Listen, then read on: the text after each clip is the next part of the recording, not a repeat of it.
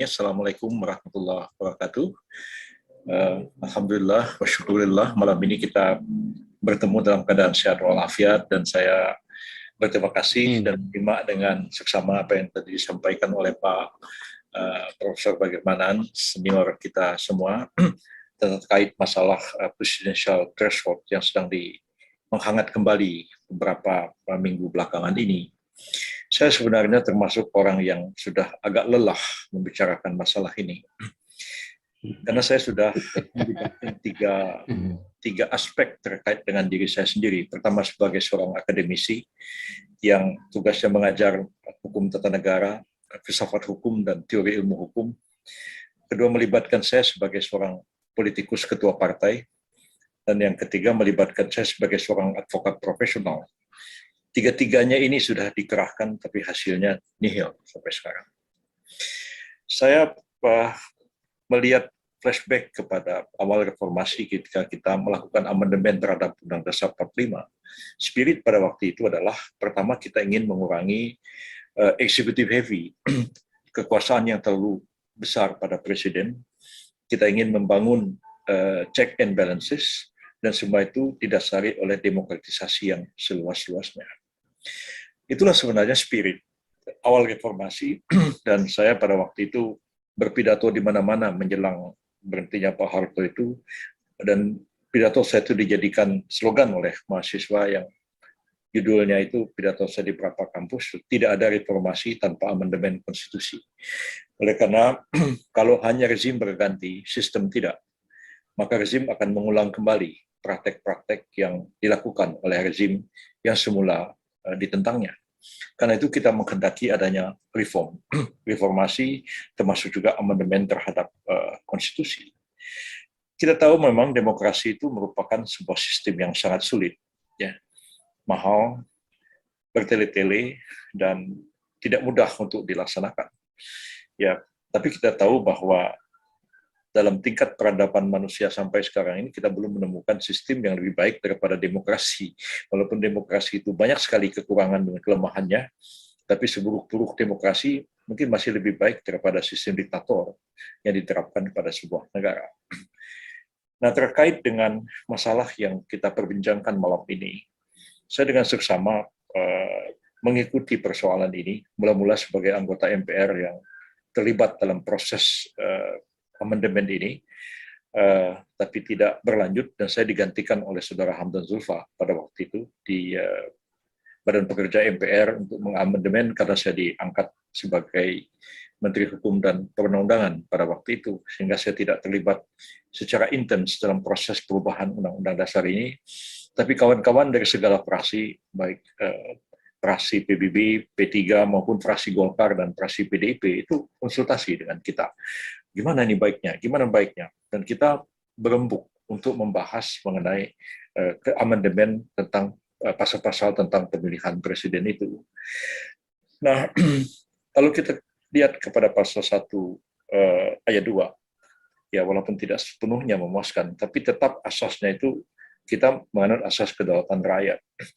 Walaupun tidak lagi dilaksanakan oleh MPR, tapi kedaulatan rakyat dilaksanakan menurut Undang-Undang Dasar.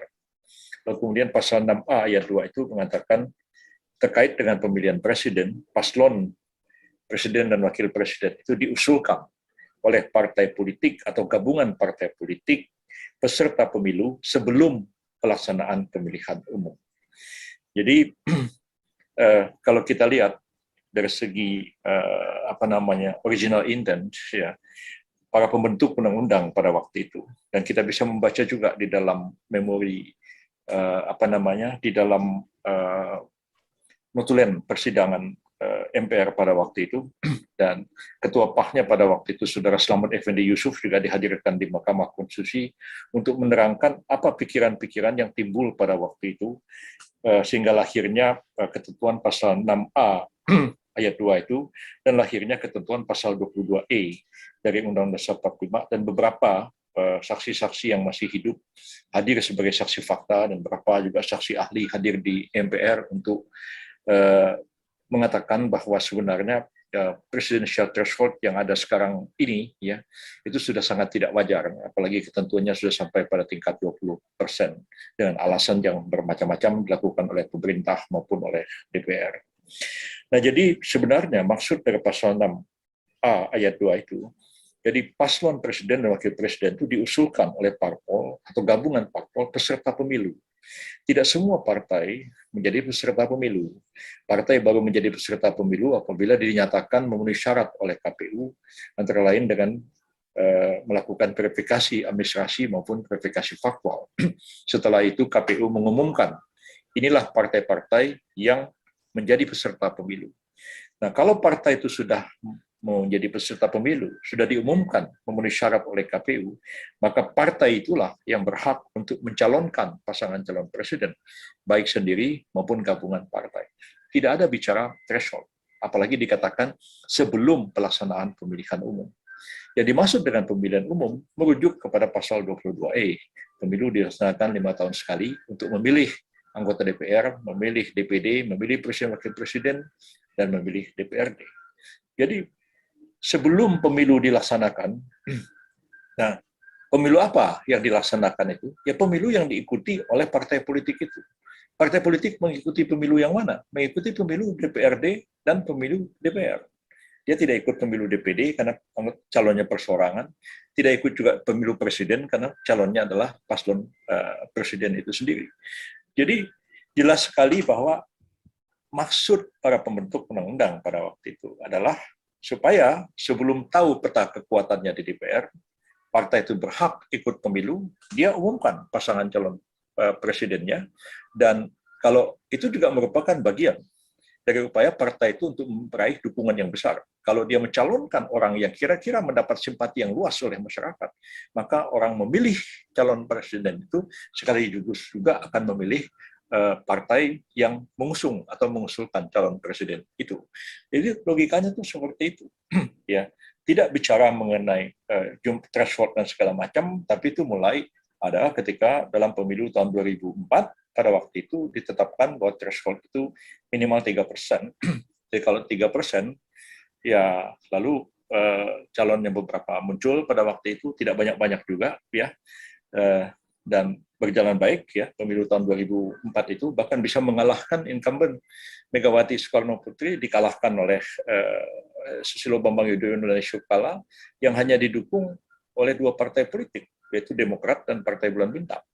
Yang lain itu didukung oleh partai besar-besar, kalah di ini. Baru putaran kedua ada partai-partai lain bergabung mendukung SBY dan Yusuf Kala. Nah, jadi pasal 22E itu jelas mengatakan bahwa pemilu dilaksanakan 5 tahun sekali, dan kita terpikir pada waktu itu, udahlah daripada ribut soal masalah threshold ini yang makin terus meningkat terus, yang ujungnya membatasi calon dan menjadi oligarki politik oleh kekuatan politik yang besar, kita berjuang saja supaya pemilu dilakukan serentak. Ramai-ramailah kita datang ke Mahkamah Konstitusi, meminta supaya pemilu ya dilakukan secara serentak. Pak Effendi Ghazali dan kawan-kawan segala macam mengajukan itu dengan pikiran kalau pemilu serentak, maka threshold menjadi tidak relevan. Pikiran kita tuh seperti itu. Itu pun masih diputarbalikkan logikanya. Ya thresholdnya tetap, tapi threshold yang 5 tahun yang lalu. Sementara yang 5 tahun yang lalu itu, kenapa pemilu itu diadakan 5 tahun sekali? Karena yang lama-lama pemilu itu sudah mati, ya. Ada yang baru-baru yang belum ikut pemilu, maka diadakan 5 tahun sekali. Supaya 5 tahun sekali itu dengan asumsi bahwa suasana politik berubah, dukungan partai politik juga jadi berubah. Lalu kemudian diadakan pemilu, diputar lagi supaya threshold tetap ada, dan threshold hasil pemilu sekarang ini, ya, 5 tahun itu dipakai untuk 5 tahun yang akan datang. Jadi kita lihat, loh, 5 tahun yang akan datang belum tentu posisi partai itu menjadi dominan, belum tentu kekuatan DPR mencerminkan kekuatan 5 tahun yang lalu. Dipertahankan seperti itu, diuji lagi ke Mahkamah Konstitusi, apa jawab MK? Ya, tapi orang yang memilih sekarang, dia sudah tahu bahwa ini 5 tahun yang akan datang akan dijadikan dasar bagi pencalonan presiden. Saya sudah habis akal menghadapi Mahkamah Konstitusi, terus terang aja. Ya, jadi saya barangkali ilmu saya sudah habis semua, karena barangkali saya sudah menggunakan analisis dari filsafat hukum dan legal theory ketika terakhir menguji ke Mahkamah Konstitusi. Tapi keputusannya apa? NO. Ya. Jadi, dan sangat aneh pada waktu itu saya mengajukan tafsir sistematik. Saya menguji 3 pasal. Pasal 1 ayat 2, pasal 6A, pasal 22E. Tapi jawab MK mengatakan pasal 22E sebelumnya sudah diuji. Jadi yang dibicarakan dalam permohonan ini tidak akan kita bahas lagi. Pasal 6A sudah dibahas sebelumnya. Karena dikaitkan dengan pasal 1, maka permohonan Pak Yusril ini kita hanya mengujinya dengan pasal 1 ayat 2. Saya kadang-kadang berpikir, kok bisa jadi begini ya cara menafsirkan hukum. Saya belajar dengan Profesor Hazarin. Hazarin misalnya mengatakan begini, di dalam Al-Quran itu dikatakan bahwa menikah itu wasunana, wasulasa, waruba. Boleh 1, berdua, bertiga, atau berempat. Dengan syarat berlaku adil. Tapi ayat di ujung surat An-Nisa itu mengatakan, yastaftunaka 'alan nisa. Mereka bertanya kepadamu tentang wanita. Maka katakanlah, wanita itu ialah ibu dari anak-anak yatim yang kamu pelihara. Artinya, itu dikaitkan dengan ayat sebelumnya, yang boleh menikah wasunana, wasulasa, waruba, sampai 4 itu, wanita yang mana? Apa gadis-gadis cantik boleh dinikahi atau siapa? Tidak. Mereka bertanya kepadamu tentang wanita. Jadi kalau ahli tafsir mengatakan kalau itu pertanyaannya filosofis, ya kan yas'alunaka, mereka bertanya kepadamu. Yas'alunaka anir ruh, mereka bertanya kepadamu tentang ruh. Itu pertanyaan metafisika. Tapi kalau masalah hukum, mereka yastaftunaka, mereka meminta fatwa kepadamu. Maka katakanlah, hai Muhammad, wanita itu adalah ibu daripada anak-anak yatim yang kamu pelihara. Jadi kalau kita nih sudah pelihara anak yatim, ya bolehlah kita nikahi ibunya. Untuk wasunana, wasulasa, waruba. Itu tafsir sistematik. Pak Hazarin mengajari kita seperti itu. Nah, mestinya MK menafsirkan sistematik. Pasal 1 ayat 2, pasal 6A, ayat 2, dan pasal 22E ayat 2. Kalau ditafsirkan secara sistematik, ya, tidak ada alasan bicara threshold panjang-panjang itu, apalagi threshold yang dipakai itu threshold 5 tahun yang lalu yang sama sekali tidak ada dasar logika hukumnya sama sekali. Nah, terakhir MK hanya mengatakan bahwa ya ini adalah open legal policy dari pemerintah dan DPR. Karena ketentuan lebih lanjut tentang pemilihan presiden dan wakil presiden dalam pasal 6A, ketentuan lebih lanjut tentang pemilihan umum dalam pasal 20 diatur dengan undang-undang. Jadi ada open legal policy. Tapi saya kira meskipun ada open legal policy, MK tetap harus bisa menilai. Legal policy yang kamu bikin ini nabrak konstitusi. Tidak bisa lantas mengatakan ini legal policy, lantas kemudian tidak mau diperiksa lagi. Nah, ini persoalan yang sekarang terjadi. Maka itu saya pikir 3 alumni kita yang 3-tiganya mantan ketua MK, ya, Pak Mahfud, Pak Jumli, Pak Hamdan tidak tampil malam ini. Kalau tampil mungkin akan kita debat habis-habisan. Ya. Jadi saya pikir ini persoalannya adalah persoalan yang sangat serius, ya, karena akan seperti inilah negara ini selanjutnya ke depan, ya. 20% itu tidak mudah, ya. Dan tapi sangat, ini aja, kalau saya threshold itu dengan 20%. Kalau mau alasannya MK mau menciptakan satu pemerintahan presidensial yang kuat, yang didukung oleh DPR, yang saya bilang dalam prakteknya, baik di DPRD maupun di DPR pusat, ya, tidak ada korelasinya. Mayoritas dukungan oleh DPRD itu dengan dukungan terhadap gubernur, bupati, wali kota, dan terhadap presiden. Ya, PKS berkali-kali menang dalam pemilu di DKI Jakarta, tapi calon PKS sekalipun tidak pernah menang dalam pemilihan gubernur DKI. Jadi tidak ada korelasinya dukungan itu untuk menciptakan presidential self-vote yang kuat. Ya, Megawati 2 kali ikut pilpres kalah terus, ya, meskipun PDIP mendapat suara besar dan partai lain juga cukup besar memberikan dukungan kepada PDIP. Jadi tidak ada korelasi antara berapa persen anggota DPR itu boleh mencalonkan orang dengan harapan tercipta apa yang disebut dengan istilah mereka itu penguatan sistem presidensial. Kalau kita lihat awal reformasi ketika kita berdebat di MPR dalam rangka justru kita itu ingin mengurangi executive heavy. ingin mengurangi kekuasaan presiden yang berlebih-lebihan. Dan karena itu kita menciptakan apa yang dipikirkan itu adalah check and balances. Tidak ada teori tentang yang disebut dengan istilah itu penguatan sistem presidensial. Penguatan presidensial itu sudah terjadi dengan sistem pemilihan langsung oleh rakyat. Dan yang kedua, check and balances itu sendiri telah memperkuat sistem presidensial itu sendiri.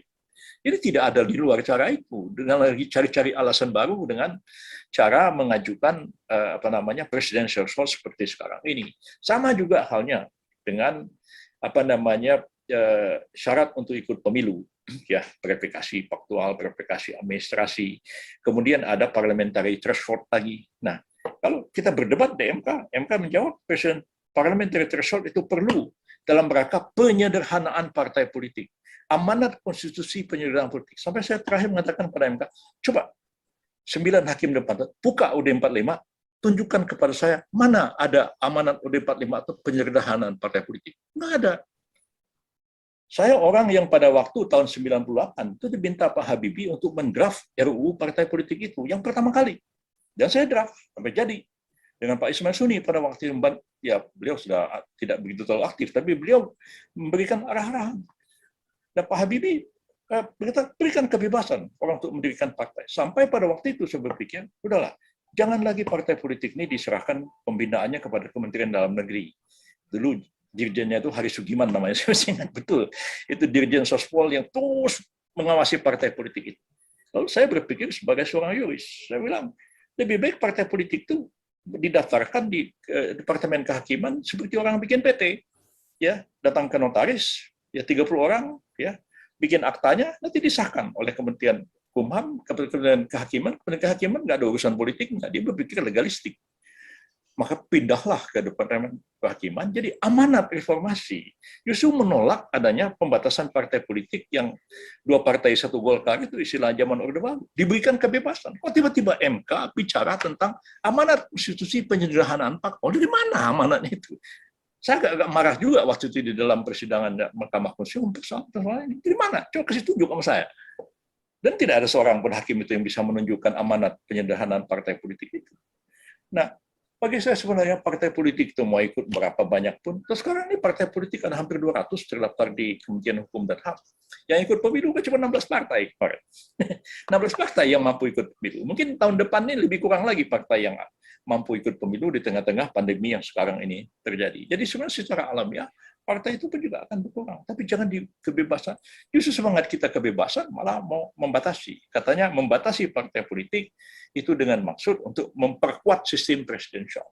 Saya sudah nggak mengerti lagi logika berpikir seperti ini, tapi itulah yang terjadi di Mahkamah Konstitusi. Jadi saya akhirnya mengatakan saya pesimis, ya, walaupun sudah 14 kali sekarang ini diajukan ke MK, dan saya kira itu akan ditolak juga oleh Mahkamah Konstitusi, dan akhirnya ya pemilihan presiden tetap aja, nih pemilu sekarang, nanti dapat hasilnya, nah ini sebagai dasar untuk mencalonkan presiden 5 tahun yang akan datang. Saya kira dimanapun orang kalau bicara ketawa mendengar, kok bisa jadi begini ya? Ya tapi itulah, di negara kita ini yang sekarang akhirnya semua maunya, ya akhirnya undang-undang pemilihan presiden dan undang pemilu itu dibuat oleh kekuatan politik yang dominan, baik pada sisi presiden maupun pada sisi DPR-nya sendiri. Nah kalau sekarang ini ya pemerintah sudah, tadi seperti dikatakan Bu Nini, pemerintah dan DPR sudah mengatakan tidak akan membahas lagi undang-undang pemilu, udah seperti itu aja, berarti mengharapkan adanya amandemen di DPR tidak mungkin, dan satu-satunya orang berharap pada MK. Ya, entahlah kalau MK ini tiba-tiba sudah lain pikirannya, itu dissenting opinion cuma Pak Suhartoyo, yang lain nggak ada. Semua sepakat bulat menolak itu, termasuk juga Saldi Isra yang dulu menolak presidensial threshold, tapi setelah jadi hakim MK ya akhirnya setuju juga dengan presiden threshold itu. Dan itu saya kira mungkin ya kenapa 3 orang mantan ketua MK yang 3-tiganya juga adalah alumni HMI yang malam ini yang kita harap-harap bisa tampil malah tidak muncul. Ya, tampil justru mantan ketua Mahkamah Agung. Pak Bagirmanan.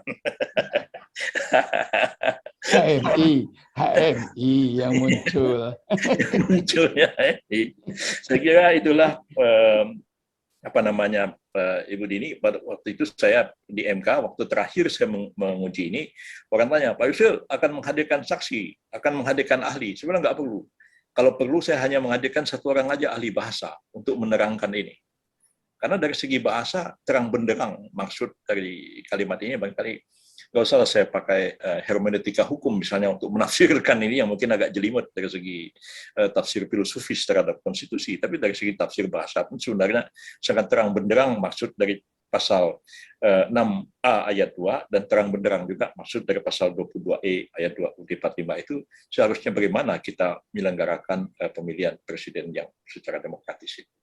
Itu yang dapat saya sampaikan.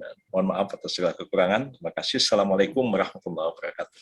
Waalaikumsalam warahmatullahi wabarakatuh. Sebenarnya untuk dimasukkan ke prolegnas itu kalau itu tahun 2022 sudah tidak mungkin karena memang kecuali disusulkan dan itu dianggap ada satu prioritas karena ada persoalan-persoalan yang mendesak. Nah, sementara Presiden dan DPR itu sudah menyepakati bahwa mereka tidak akan membahas lagi perubahan terhadap undang-undang pemilu yang ada sekarang dan seperti kita ketahui bahwa ini KPU sudah bersiap-siap untuk melaksanakan pemilu walaupun sampai sekarang ini anggarannya juga belum ada sama sekali. Sementara bulan depan ini sebenarnya bulan Februari ini sudah mulai tahapan pemilu yaitu verifikasi administrasi terhadap partai-partai politik.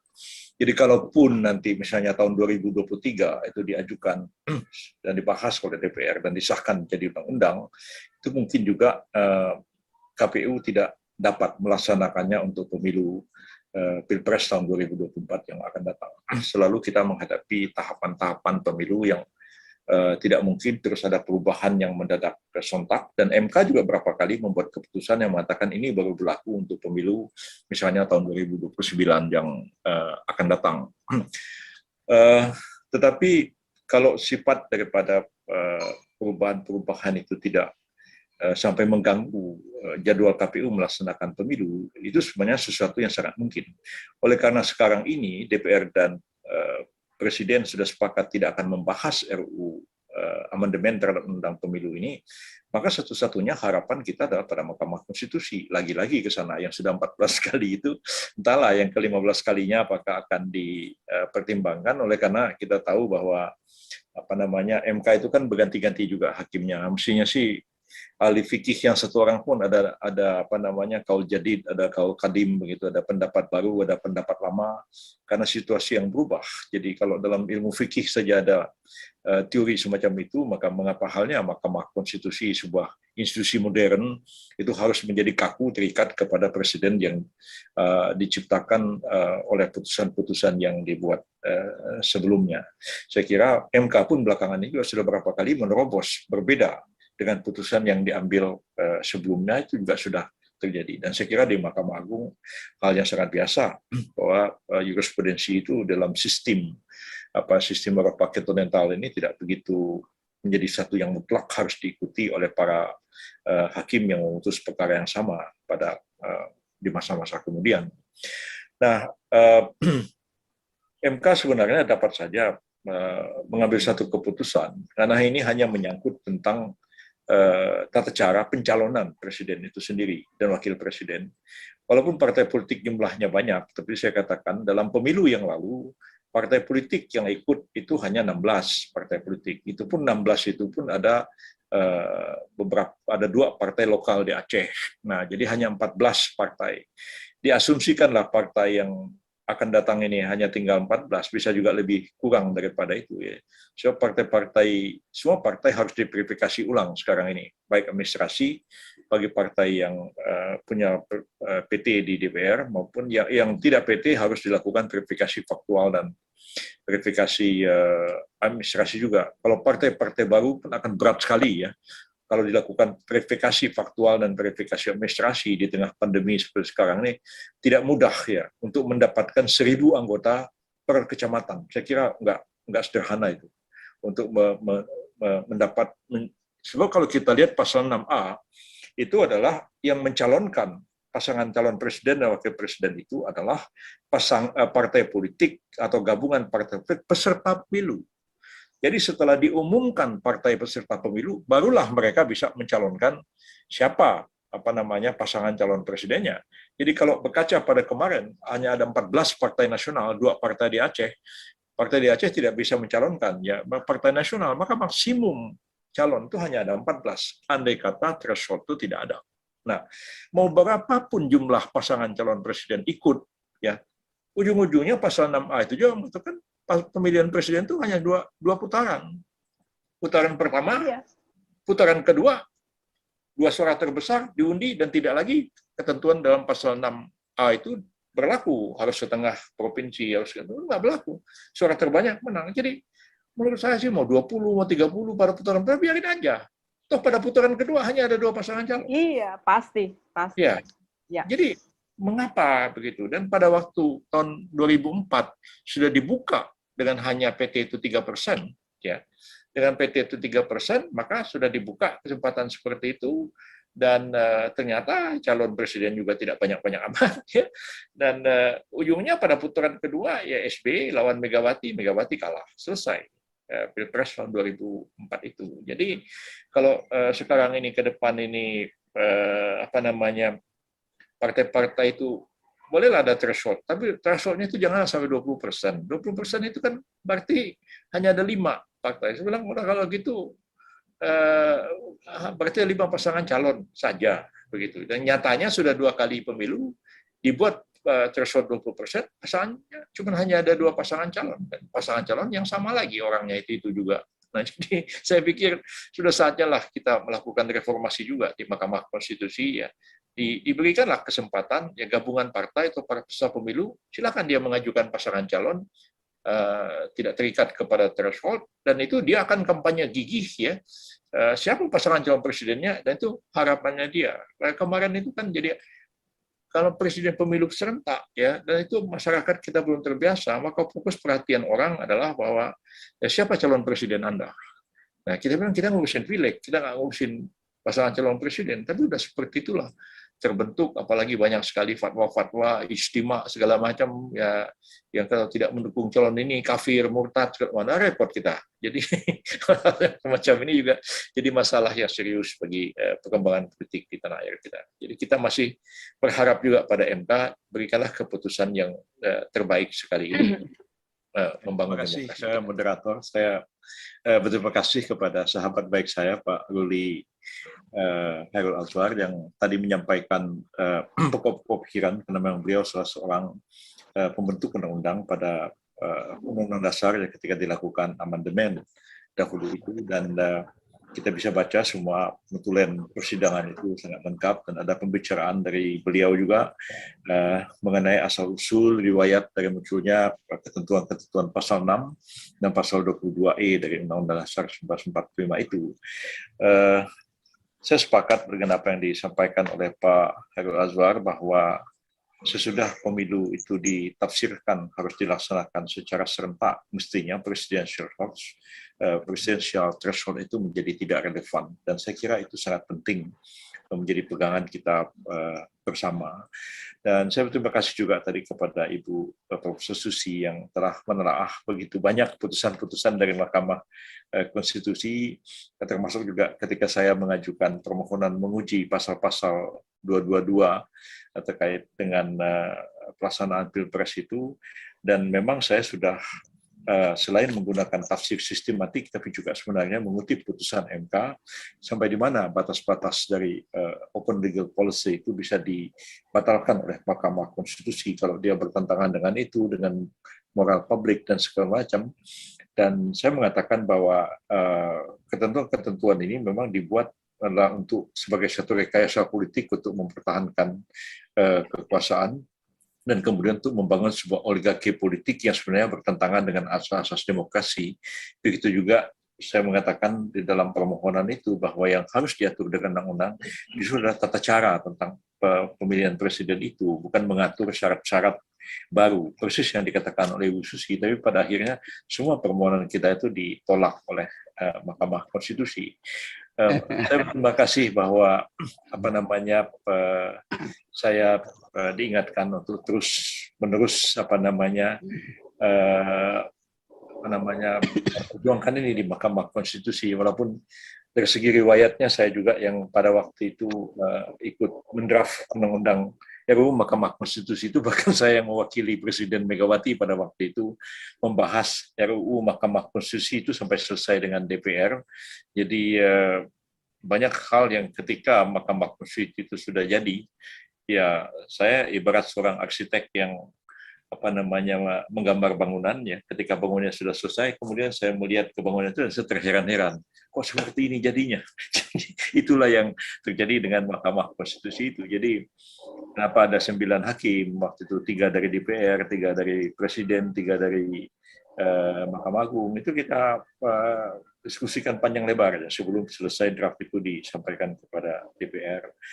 Dan persoalannya yang kemudian adalah masalah keberanian seperti yang dikatakan tadi, karena memang sebenarnya toh kita juga sudah menetapkan syarat menjadi hakim konstitusi itulah seorang negarawan, yang tidak ada pada syarat-syarat yang lainnya. Ya, negarawan yang betul-betul negarawan, tapi ya banyak kekurangan-kekurangan yang kita masih rasakan sampai sekarang, dan memang terus-menerus harus dilakukan satu upaya untuk melakukan perbaikan-perbaikan pada Mahkamah Konstitusi, juga putusan-putusan kita harapkan agar lebih tajam dan lebih berani di masa-masa yang akan datang. Tadi ada pertanyaan, gimana kalau Mahkamah Konstitusi itu tidak memberikan putusan-putusan tidak aspiratif? Ya tentu sesuatu yang debatable, ya, tidak aspiratif bagi siapa dan sebagainya. Tapi ya bagaimanapun putusan hakim itu adalah putusan yang harus kita hormati. Jadi saya pun selalu juga, walaupun dengan perasaan dongkol ya, permohonan kita ditolak atau dinyatakan NO secara simplistik begitu, tapi ya saya tetap harus menghormati putusan Mahkamah Konstitusi itu. Apalagi kita tidak bisa meminta supaya hakim itu diberhentikan karena mereka tidak sependapat dengan putusannya. Ya itulah yang terjadi, dan tidak ada pilihan lain kecuali seperti itu, kecuali ya hakimnya terlibat pelanggaran kode etik sehingga diberi sanksi, atau terlibatan pelanggaran hukum sehingga diberikan sanksi dan sebagainya. Tapi kalau kita tidak sependapat dengan putusannya, ya itu sesuatu yang normal terjadi. Bahkan kita para akademisi tahu betul bahwa kita bisa berdebat tentang sesuatu, tapi ya pendapat akademis tidak selalu menjadi keputusan hakim, atau pendapat akademis tidak selalu menjadi keputusan kebijakan penguasa politik ya. Sebaliknya juga putusan hakim dan kebijakan penguasa politik bisa diperdebatkan secara akademis. Memang ini dua dunia yang sebenarnya saling berbeda, dan sayangnya kita ini terlibat dalam macam-macam peran ya. Kadang-kadang jadi politisi, kadang-kadang jadi advokat, kadang-kadang jadi akademisi. Jadi kadang-kadang kita melihat ya banyak sekali kekurangan-kekurangannya, dan kalau seperti Pak Bagir, beruntung beliau memang murni sebagai akademisi, dan saya kira ketika beliau jadi hakim agung pun juga memang lebih banyak melakukan tugas-tugas itu ya sebagai tugas seorang akademisi, seorang betul-betul seorang ahli hukum di situ. Jadi lepas daripada pertimbangan-pertimbangan politik dan lain-lain sebagainya.